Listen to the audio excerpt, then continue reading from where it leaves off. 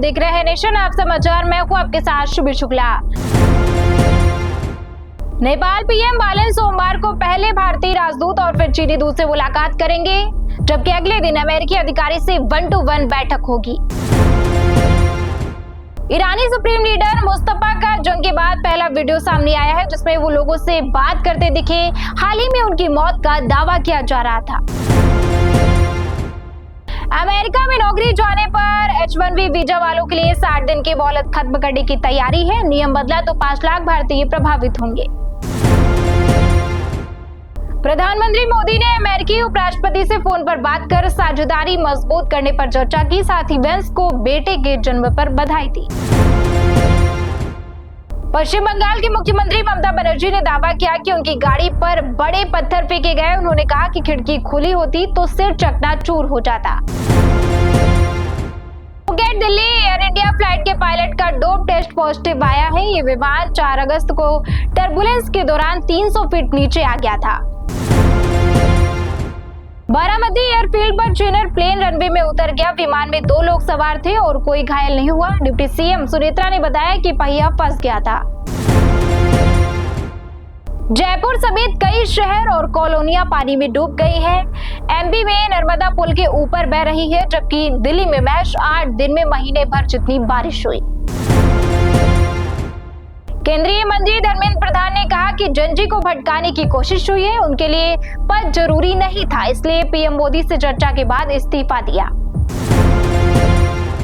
2027 के 7 राज्यों के चुनावों में 22% वोटर जनजी हैं। आंदोलन के बाद पार्टियां रणनीति बदल रही है, क्योंकि 5% वोट इधर उधर होने से सरकार बदल सकती है।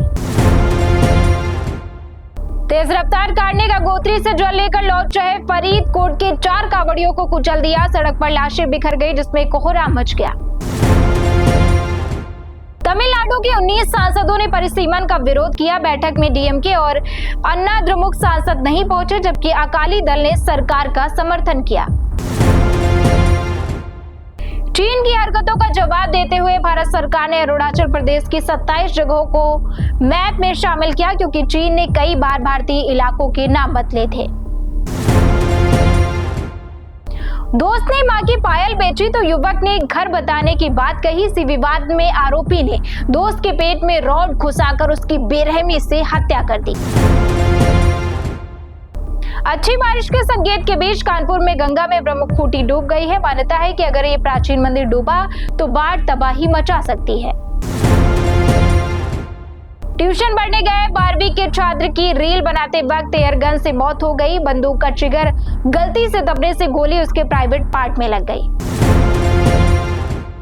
विधायक ने दालमंडी के पुनरुद्धार के लिए भूमि पूजन किया। अगले 3 महीनों में इसका स्वरूप बदल जाएगा, जिसके लिए 9 महीने में 181 घर और 6 मस्जिदें तोड़ी गई। अतीक के बेटे उमर और अली ने पहली बार पिता की कब्र देखी। तीनों भाइयों ने कब्र पर सिर रखकर खूब आंसू बहाए और बुआ से लिपटकर बिलख पड़े। सोहेल की पार्टी में पहुंचे सलमान खान ने ब्लैक लुक और हैट में पेपराजी को उंगली दिखाकर शांत रहने और रात में शोर न मचाने का इशारा किया। भोजपुरी एक्ट्रेस काजल राघवानी ने निरहुआ और आम्रपाली पर निशाना साधा। उन्होंने कहा कि जो अपनी पत्नी को सम्मान नहीं दे सकता, वो इंडस्ट्री में किसी की क्या इज्जत करेगा। तो ये थी आज की फटाफट खबरें, और ऐसी खबरों के लिए हमारे साथ जुड़े रहिए और देखते रहिए नेशन आप समाचार।